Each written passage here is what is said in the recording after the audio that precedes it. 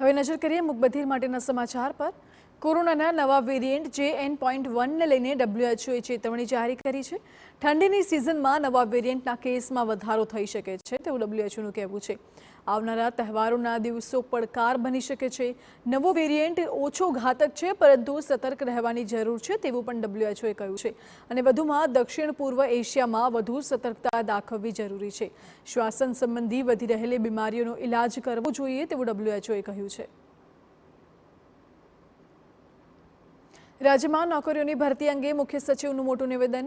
કેટલીક જગ્યાએ આપણી કચેરીમાં 40 થી 50% ખોટ છે। ટેકનોલોજીનો ઉપયોગ કરી રહ્યા છીએ। માનવ બળની જરૂર છે।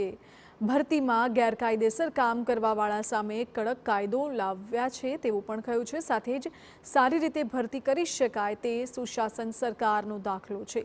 ભરતી પ્રક્રિયા માટે ઓનલાઈન કરવાના નિયમોમાં પણ ફેરફાર કરવામાં આવ્યા છે। આવતા વર્ષ સુધીમાં ભરતી પ્રક્રિયા મોટા પ્રમાણમાં પૂર્ણ કરીશું।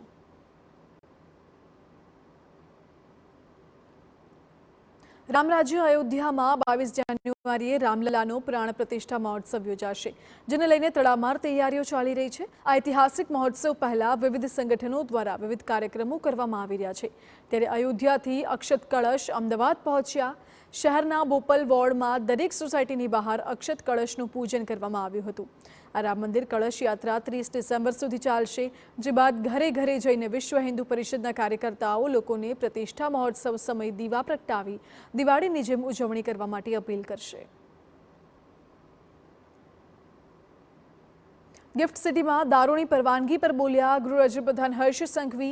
કહ્યું, પરવાનગીની GR ટૂંક સમયમાં આપવામાં આવશે। વિપક્ષના આક્ષેપ પર પણ બોલ્યા ગૃહ રાજ્યપ્રધાન હર્ષ સંઘવી। વિપક્ષની તો શું વાત કરવી, કોંગ્રેસની વાત જ ના કરાય તેવું હર્ષ સંઘવીએ કહ્યું।